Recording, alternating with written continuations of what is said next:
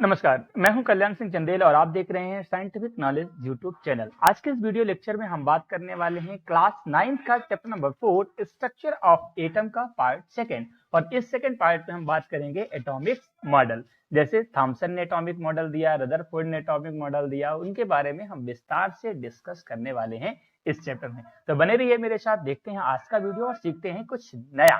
अगर कुछ भी समझ में नहीं आता है तो कमेंट सेक्शन में आप कमेंट कर सकते हैं। चलिए देखते हैं, सबसे पहला स्लाइड हम ओपन करते हैं। यहाँ पर सबसे पहले हम देखते हैं टॉपिक्स ऑफ दिस लेक्चर, यानी इस लेक्चर में हम कौन कौन से टॉपिक कवर करने वाले हैं। तो फर्स्ट टॉपिक यहाँ पर आपके सामने दिखाई दे रहा है, दैट इज एटॉमिक मॉडल्स। कौन कौन से एटॉमिक मॉडल्स है? तो फर्स्ट आपका थॉमसन का एटॉमिक मॉडल है, जिसके बारे में हम डिस्कस करेंगे।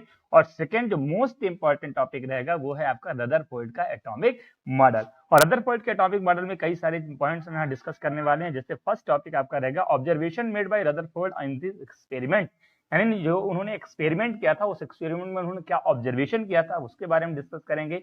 फिर हम बात करेंगे कंक्लूजन मेड बाय रदरफोर्ड, उस एक्सपेरिमेंट के बेस पे उन्होंने कंक्लूजन क्या दिया वो हम बात करेंगे। और इसके बाद हम बात करेंगे features of Rutherford proposed model of atom, यानी उन्होंने जो मॉडल प्रस्तुत किया उसके बारे में कौन कौन से फीचर्स हैं, कौन कौन सी प्रॉपर्टीज हैं, वो डिस्कस करेंगे। और लास्ट टॉपिक इसका हम डिस्कस करने वाले हैं ड्रॉबैक्स ऑफ रदरफोर्ड मॉडल्स, यानी जो रदरफोर्ड का जो मॉडल था उसमें कौन कौन सी ड्रॉबैक्स थे, कौन कौन सी कमियां या लिमिटेशंस थी, वो हम डिस्कस करेंगे। और लास्ट में हम बात करेंगे assumption made by Niels Bohr, यानी जो इलेक्ट्रॉनिक डिस्ट्रीब्यूशन था उस बारे में जो नील्स बोर ने जो अपना मॉडल प्रेजेंट किया था उसके बारे में भी हम डिस्कस करने वाले हैं।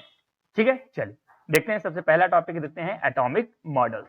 तो एटॉमिक मॉडल्स क्या होता है कि from the knowledge of existence of subatomic particles like electrons, protons and neutrons in an atom various atomic models we have proposed by different scientists। यानी जब हमने सबसे पहले लेक्चर में हमने क्या बात की थी, सबसे फर्स्ट लेक्चर में हमने बात की थी इलेक्ट्रॉन्स, प्रोटॉन्स और न्यूट्रॉन्स की डिस्कवरी।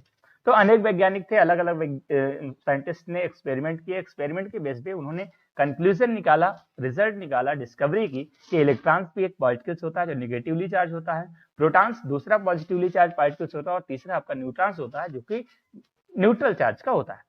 तो जब ये इसके बारे में हमें पता चला कि किसी भी एटम के 3 सब एटॉमिक पार्टिकल्स होते हैं जिसमें आपका इलेक्ट्रॉन्स, प्रोटॉन्स और न्यूट्रॉन्स हैं, तो उसके बाद अलग अलग वैज्ञानिकों ने अपने अपने मॉडल प्रस्तुत किए किसके बारे में, एटम्स के विषय में, जिसे हम बोलते हैं एटॉमिक मॉडल्स। चलिए देखते हैं सबसे पहला मॉडल किसका है।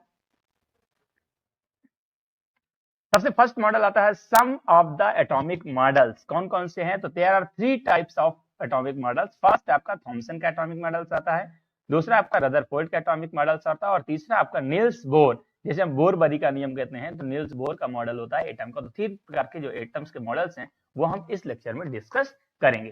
तो सबसे फर्स्ट अगर हम बात करें द मोस्ट ट्रस्टेड, यानी सबसे अच्छा, सबसे विश्वसनीय जो मॉडल है, साइंटिफिकली है, जो स्टेबलिज्ड मॉडल है, वो है atom which is adopted this days in quantum mechanical model of atom, it will be dealt in higher classes. तो फिलहाल इसकी डिस्कस हम यहाँ पर विशेष नहीं करने वाले क्योंकि हायर क्लास में पढ़ेंगे। तो सबसे पहला जो मॉडल हमारे सामने है जिसको हम डिस्कस करने वाले हैं, that is Thomson atomic model या एटॉमिक मॉडल ऑफ थॉमस। तो this model is often called the watermelon model, यानी इसका जो दूसरा नाम है वो क्या है, वाटरमेलन मॉडल। किसका? थॉमसन के एटॉमिक मॉडल को हम कहते हैं। क्यों? कि in this model Thomson predicted that the presence of electron inside positive sphere made up of protons just same as seed of watermelon as inbuilt in red edible parts of watermelon। यानी जो atom होता है, atom में इन्हें बताया था कि जो इलेक्ट्रॉन्स होते हैं वो प्रोटॉन्स जो पॉजिटिव स्फीयर होता है उसी में इनबिल्ट होते हैं। जिस तरह से जो आपका वाटरमेलन होता है, तो वाटरमेलन में जो सीड्स होते हैं वो इलेक्ट्रॉन्स होते हैं और जो आपका एडिबल पार्ट्स होता है रेड कलर का वो होते हैं प्रोटॉन। समझ में आई बात? यानी जिस तरह से आपका वाटरमेलन होता है, वाटरमेलन में 2 पार्ट्स होते हैं, एक आपका एडिबल पार्ट्स होता है जो रेड कलर का होता है और उसी में बीच बीच में आपके जो सीड्स होते हैं, बीज होते हैं, वो एम्बेड होते हैं। तो इलेक्ट्रॉन क्या करते हैं, वो जो बीज होते हैं वो इंडिकेट करते हैं, बाकी जो प्रोटॉन्स होता है जो स्फीयर पार्ट्स में होता है, जो रेड कलर का एडिबल पार्ट्स होता है, वो प्रोटॉन को यानी पॉजिटिवली चार्ज को बताता है। ठीक है, तो ये रहा आपका थॉमसन का एटॉमिक मॉडल। आगे इन्होंने क्या कहा कि although this model explained neutrally of atom but could not able to extend that scientific experiment conduction of atom, hence it was discarded। हालांकि इन्होंने बताया कि जैसे मान लेते हैं कि कोई भी वाटरमेलन है, कोई भी एटम होता है, उसमें पॉजिटिव और नेगेटिव चार्ज बराबर होते हैं, तो जब पॉजिटिव चार्ज और निगेटिव चार्ज बराबर होंगे इसका मतलब जो आपका एटम होगा वो न्यूट्रल होगा। लेकिन इसके बावजूद भी उन्होंने अपने एक्सपेरिमेंट में कंडक्शन ऑफ एटम वो नहीं बताया था, जिसके बेस में ये जो आपका एटॉमिक मॉडल है थॉमसन का वो डिस्कार्डेड कर दिया गया। नहीं, ठीक है। ये यहाँ पर आपको एक चित्र दिखाई दे रहा है। इस चित्र में आप ध्यान से देखोगे तो जिस तरह से आपका जो वाटरमेलन होता है वैसे ही आपका एटम का मॉडल होता है। थॉमसन का एटॉमिक मॉडल कहलाता है, या इसी को हम बोलते हैं वाटरमेलन मॉडल। तो यहाँ पर पॉजिटिवली चार्ज पार्ट कौन सा होता है, जो आपका जो रेड कलर का होता है, जो एडिबल पार्ट होता है वो पॉजिटिव चार्ज का होता है, और जो बीच बीच में सीड्स जो एम्बेड हैं ये वाले, इन्हें हम बोलते हैं इलेक्ट्रॉन, जो कि निगेटिवली चार्ज होता है। तो इस तरह से आपका रहता है थॉमसन का एटॉमिक मॉडल। अब हम बात करते हैं रदरफोर्ड का एटॉमिक मॉडल। रदरफोर्ड ने भी अपने मॉडल्स प्रस्तुत किया, उन्होंने एटम्स के बारे में कुछ इन्फॉर्मेशन दी, कुछ एक्सपेरिमेंट किया। देख लेते हैं, जो कि सबसे ज्यादा इंपॉर्टेंट मॉडल माना जाता है। तो in this famous alpha rays, alpha particles क्या होते हैं, डबल प्रोटॉन पॉजिटिव चार्ज होते हैं, ठीक है। तो अल्फा पार्टिकल स्कैटरिंग एक्सपेरिमेंट भी इसको बोलते हैं। Rutherford bombarded alpha rays helium nucleus to achieve 4 upon this gold foil, यानी एक गोल्ड फॉइल लिया, उस गोल्ड फॉइल में हीलियम का जो, यहाँ पर ध्यान से समझने वाली बात यह है कि यदि हम अल्फा पार्टिकल्स के चार्ज की बात करते हैं तो वो लगभग 2 प्रोटॉन के चार्ज के बराबर होता है। और 2 प्रोटॉन कहाँ होते हैं, तो हीलियम में होते हैं, या फिर कह सकते हैं हीलियम का जो न्यूक्लियस होता है उसमें जितना चार्ज होता है उतना ही एक अल्फा पार्टिकल्स का या फिर 2 प्रोटॉन का पॉजिटिव चार्ज होता है। तो जब इसकी बमबारी हम किसमें करते हैं, गोल्ड फॉइल के एटम के साथ करते हैं, तो उससे कुछ डिस्कशन हुआ, कुछ निर्णय निकले, वो हम समझ लेते हैं। तो सबसे फर्स्ट पॉइंट आता है observation made by Rutherford in his experiment. पहले मैं आपको चित्र दिखा देता हूं, यहाँ पर आप चित्र देखिए। तो यहाँ पर चित्र हमने बहुत सिंपली बनाया। जैसे मान लेते हैं ये रेड वाला जो पार्ट है इसको हम पहले समझने की कोशिश करते हैं। तो मान लेते हैं कि यहाँ पर ये जो पोर्शन है ये है आपका अल्फा पार्टिकल्स इमिटर, जो कि अल्फा पार्टिकल्स इमिट करता है। Alpha particles emitter alpha particles emit करता है। इस तरह से कई सारे अल्फा पार्टिकल्स जो है यहाँ से निकलते हैं। जब ये अल्फा पार्टिकल्स गोल्ड फॉइल से जाके टकराते हैं तो उनमें से कुछ पार्टिकल्स हैं जो सीधे जाते तो हैं, लेकिन अचानक से उनमें रिफ्लेक्शन दिखाई देता है, वो मुड़ जाते हैं। कुछ पार्टिकल्स होते हैं जो सीधे जाते हैं और सीधे निकल जाते हैं। कुछ पार्टिकल्स जाते हैं वो बहुत अंदर से जाके मुड़ते हैं। कुछ पार्टिकल्स होते हैं जो जैसे जाते हैं वैसे ही वापस आ जाते हैं, और कुछ पार्टिकल्स बिल्कुल सीधे निकल जाते हैं। इस तरह से, यानी यहाँ पर आपके 3 ऑब्जर्वेशन किसको दिखाई देते हैं, रदरफोर्ड को। तो फर्स्ट ऑब्जर्वेशन यहाँ पर है कि most alpha particles pass through gold foil, यानी उनमें बहुत ज्यादा मात्रा में जो पार्टिकल्स थे वो क्या करते हैं, वो सीधे के सीधे गोल्ड फॉइल से सीधे निकल जाते हैं। सेकंड कहता है some of alpha particles deflected by foil by small angles, और उसमें से कुछ अल्फा पार्टिकल्स होते हैं जो स्मॉल एंगल में डिफ्लेक्टेड होते हैं, यानी डिफ्लेक्ट होके मुड़ जाते हैं। और नेक्स्ट पॉइंट उन्होंने जो ऑब्जर्वेशन किया, that is 1 out of every 12,000 particles appear to the rebounded, यानी लगभग 12,000 में से एक अल्फा पार्टिकल ऐसा होता है जो कि वापस उसी रास्ते से आ जाता है जिस रास्ते से वो गया होता है। जैसे यहाँ पर आप चित्र में देख सकते हैं, तो ध्यान से देखिए आपने, इसमें ज्यादातर जो पार्टिकल्स है, चाहे हम इसकी बात करें इसकी बात करें, सभी क्या है, सीधे के सीधे बाहर निकल रहे हैं। ठीक है, ये सभी क्या है, सीधे के सीधे बाहर निकल रहे हैं, यानी ज्यादातर जो अल्फा पार्टिकल्स है वो सीधे निकल जाते हैं। फिर उनमें से कुछ होते हैं जो कुछ एंगल्स में क्या होते हैं, डिफ्लेक्ट हो जाते हैं। जैसे मान लेते हैं ये इधर गया, यहाँ से वापस इधर चला गया, ये इधर आया वापस इधर आ गया। या फिर जैसे मान लेते हैं यहाँ पर और भी कई सारी चीजें, जैसे यहाँ पर गए यहाँ से वापस ऐसे हुए, तो कुछ एंगल में डिफ्लेक्ट हो जाते हैं। बल्कि कुछ पार्टिकल्स ऐसे हैं तो जैसे जाते हैं वैसे के वैसे वापस आ जाते हैं। तो ऐसा ऑब्जर्वेशन रहा किसका, रदरफोर्ड के मॉडल का। आगे अगर हम बात करें कंक्लूजन की बात करें, कंक्लूजन मेड बाय रदरफोर्ड, यानी इस ऑब्जर्वेशन से उन्होंने क्या कंक्लूजन निकाला, क्या निर्णय निकाला किसके बारे में, एटम्स के बारे में, वो हम देख लेते हैं। तो फर्स्ट आता है एटम कंसिस्ट ऑफ, ध्यान से सुनना, atom consist of predominantly empty space as most of alpha particles pass through gold foil undeflected, यानी बहुत सारे जो अल्फा पार्टिकल्स है वो अनडिफ्लेक्टेड सीधे वो बस निकल जाते हैं। इसका मतलब कि जो एटम का जो ज्यादातर भाग है वो क्या है, खाली है, एम्प्टी। सेकंड पॉइंट कहता है कि atom contains centrally placed positively charged nucleus carrying positively charged particles because a few alpha particles deflected as very low 1 in 12,000 bounded back। मतलब कहने का ये है, उन्होंने कहा कि भाई जो एटम होता है तो एटम का जो सेंटर होता है वो सेंटर पार्ट में ऐसा कुछ भी है जो कि पॉजिटिव है, क्योंकि जैसे ही यहाँ से कोई भी पॉजिटिव चार्ज, क्योंकि आपको पता है कि जो आपका अल्फा पार्टिकल्स होता है वो पॉजिटिव चार्ज का होता है, तो अल्फा पार्टिकल जब भी यहाँ से जाता है तो आपको पता है कि पॉजिटिव पॉजिटिव जो पार्टिकल्स होते हैं वो एक दूसरे को रिफ्लेक्ट करते हैं, एक दूसरे को रिपेल करते हैं, वो अट्रैक्ट नहीं करते हैं। तो हमारा अल्फा पार्टिकल जो सीधे जा रहा था, जैसे उसको कहीं पर भी पॉजिटिव मिलता है तो रिफ्लेक्ट करके दूसरी तरफ मोड़ देता है। इसका मतलब कि एटम का जो सेंटर पार्ट होता है वो पॉजिटिवली चार्ज होता है। तीसरा पॉइंट उन्होंने ये बताया कि भाई कुछ पार्टिकल्स जो सीधे जाते हैं और टकरा के वापस आ जाते हैं। इसका मतलब ये है कि 12,000 में से एक पार्टिकल ऐसा है जो कि सीधे वापस आ जाता है। इसका मतलब ये है कि जो वहां पर पॉजिटिव चार्ज है बहुत ही सॉलिड या बहुत ही मजबूत होता है। ये कंक्लूजन किसने निकाला? आपके रदरफोर्ड ने। लास्ट कंक्लूजन यहां से निकलता है, since a minute friction of alpha particles suffered deflection of very few bonded back. This led to conclusion that most of the space of atom is empty and the space occupied by nucleus is negligible compared to this empty space. मतलब अगर 12,000 particle में से एक particle deflect होकर वापस आ रहा है, इसका मतलब ये हुआ कि 12,000 में से एक, यानी जो न्यूक्लियस होता है, जो पॉजिटिवली चार्ज स्पेस होता है, वो बहुत ही कम है, निग्लिजिबल होता है। ठीक है। Size of nucleus was about 10 to power minus 5 times that atom size. मतलब जो आपका न्यूक्लियस का जो साइज होता है, अगर एटॉमिक साइज की अगर हम बात करें, लगभग 10 टू पावर माइनस 5 टाइम्स कम होता है। समझ में आया ना? इतना छोटा होता है आपका क्या न्यूक्लियस। एंड लास्ट ऑब्जर्वेशन जो था वो है, whole of the atomic mass concentrated in the nucleus. यानी पूरे एटम का जो मास होता है वो कहां पर कंसंट्रेटेड होता है? वो न्यूक्लियस के अंदर होता है। बाकी पूरा एटम जो होता है वो खाली रहता है, स्पेस रहता है। अब हम बात करते हैं features of Rutherford proposed model of atom. यानी जो आपने रदरफोर्ड का मॉडल देखा, रदरफोर्ड के मॉडल में कौन कौन सी प्रॉपर्टीज हैं, देख लेते हैं कौन कौन से फीचर्स हैं। तो फर्स्ट है, there is positively placed nucleus in atom. Atom में न्यूक्लियस होता है जो कि पॉजिटिवली चार्ज होता है। Nearly all the mass resides of nucleus, ज्यादातर मास कहाँ होता है? न्यूक्लियस में होता है, जहां पर प्रोटॉन्स और न्यूट्रॉन्स होते हैं। आगे बोलते हैं कि electrons revolve around the nucleus as well defined orbit. यानी जो आपके इलेक्ट्रॉन्स होते हैं वो रिवॉल्व करते हैं किसके चारों तरफ? न्यूक्लियस के चारों तरफ।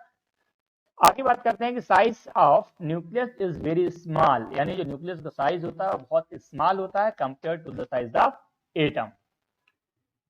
अब हम बात करते हैं ड्रॉबैक्स की, यानी इनमें कौन सी कमी थी जिसकी वजह से ये मॉडल भी डिस्कार्ड कर दिया गया था। तो फर्स्ट है, according to the Rutherford, electrons revolve round the nucleus in well-defined orbit, but electrons being charged particles will lose their energy and finally will fall into the nucleus. यानी कि जो आपका रदरफोर्ड थे उन्होंने अपने मॉडल में बताया था कि भाई जो जो आपके इलेक्ट्रॉन्स होते हैं वो यदि न्यूक्लियस के चारों तरफ एक ऐसे करके मूव करते रहते हैं तो निश्चित तौर पे कोई भी चीज जब कंटिन्यूअस मूव करती है तो उसका एनर्जी का लॉस होता है। तो जब एनर्जी का लॉस होगा तो धीरे धीरे इलेक्ट्रॉन की स्पीड स्लो हो जाएगी और एक समय आने के बाद जो इलेक्ट्रॉन्स हैं वो सीधे कहाँ गिर जाएगा? पॉजिटिवली चार्ज प्रोटॉन्स में गिर जाएगा। और अगर ऐसा पॉसिबल हुआ तो फिर एटम को नष्ट हो जाना चाहिए। अगर एटम नष्ट होता तो आज शायद लाइफ पॉसिबल नहीं होती। तो इसका मतलब यहाँ पर कुछ तो भी मिस्टेक था। नेक्स्ट हम बात करते हैं, this will make atom highly unstable. और इसकी वजह से जो एटम होता है वो हाईली अनस्टेबल होता। This was the major drawback of Rutherford which was unexplained by him. और ये बहुत इंपॉर्टेंट रीजन था जो कि इनके द्वारा एक्सप्लेन नहीं किया गया है। To overcome drawbacks of Rutherford's model, Niels Bohr in 1912 proposed modified model of structure of atom। यानी जब ये ड्रॉबैक्स दिखाई दिया किसके? रदरफोर्ड के मॉडल पे, तो फिर इसके बाद नील्स बोर एक वैज्ञानिक है 1912 में, जिन्होंने अपना मॉडिफाइड मॉडल जो है स्ट्रक्चर ऑफ एटम जो प्रपोज किया, कब? 1912 में, जो कि आपके लास्ट साइंटिस्ट हैं जिन्होंने एटम का मॉडल प्रस्तुत किया था। अब हम बात कर लेते हैं एस्यूम्ड मेड बाय नील्स बोर। यानी जो आपका नील्स बोर है उन्होंने जो आपका एक्सपेरिमेंट, जो आपका मॉडल दिया था वो क्या था, कैसे था, वो समझ लेते हैं। तो फर्स्ट है आपका, only certain special orbits known as discrete orbits of electrons are allowed inside the atom. यानी जो कोई भी एटम होता है उस एटम के चारों तरफ जो आपके निश्चित ऑर्बिट्स होते हैं वो बिल्कुल निश्चित ऑर्बिट्स में ही इलेक्ट्रॉन्स मूव करते हैं। While revolving in decrease orbit electrons do not radiate energy.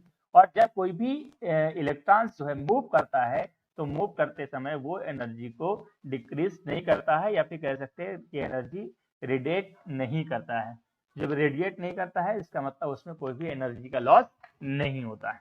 Next point कहता है कि एनर्जी इज इमिटेड और एब्जॉर्ब बाय एन एटम, यानी कि जो आपका एनर्जी इमिट होती है या absorb by an atom only when an electron moves from one orbit to another.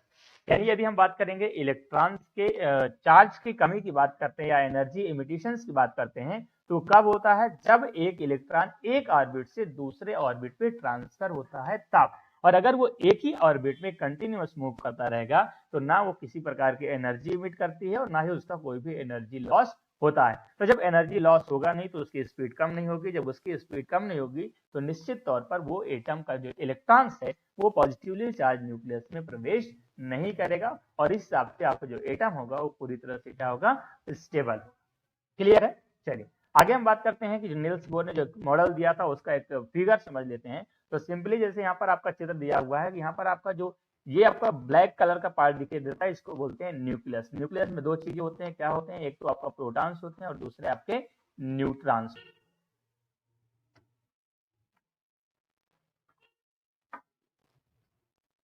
दूसरी चीज यहाँ पर आपको देखो कई सारे एनर्जी लेवल दिखाई दे रहे हैं, 1 2 3 4। इन सभी एनर्जी लेवल के अगर हम नेम की बात करते हैं तो इन सभी एनर्जी लेवल का नाम है, सॉरी यहाँ पर अगर हम एनर्जी लेवल की बात करते हैं तो यहाँ पर 3 पॉइंट्स आपके सामने रखना चाहूंगा।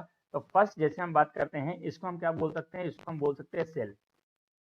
सेल के अलावा क्या बोल सकते हैं, तो सेल के अलावा इनको हम बोल सकते हैं ऑर्बिट्स। ऑर्बिट्स के अलावा क्या बोल सकते हैं, तो इसको हम बोल सकते हैं एनर्जी लेवल।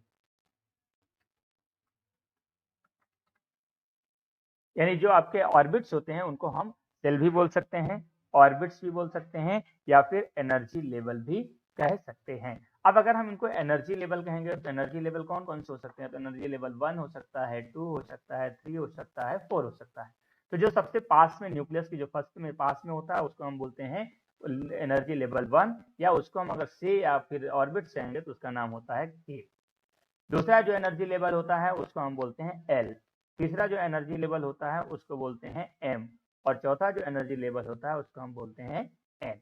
ठीक है, तो कहीं पर भी आप ऑर्बिट दिखाई दे जाए और सेल दिखाई दे या फिर एनर्जी लेवल दिखाई जाए, सबका मतलब एक ही होता है।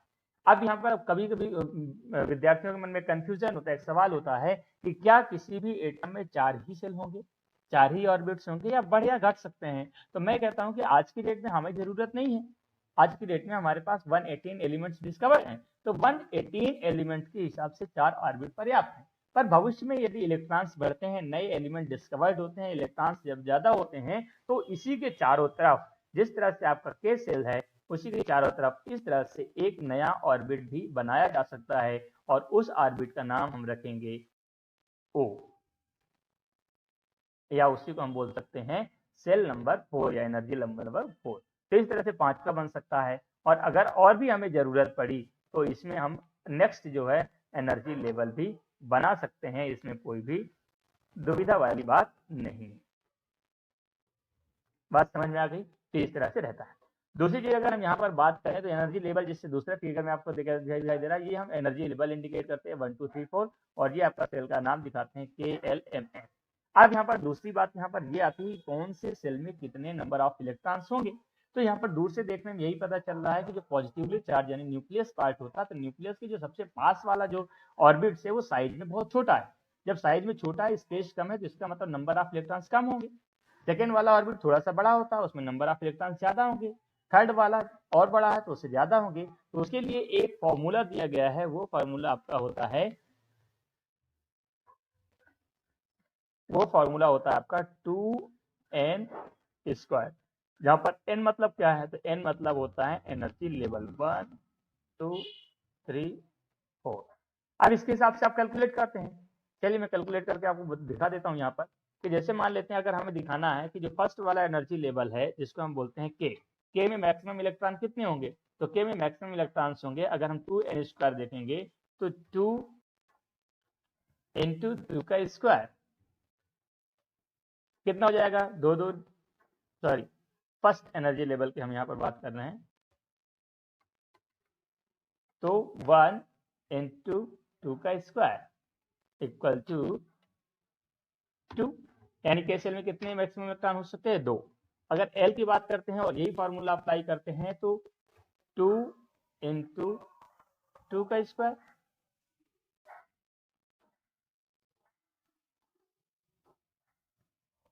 तो ये कितना हो जाएगा?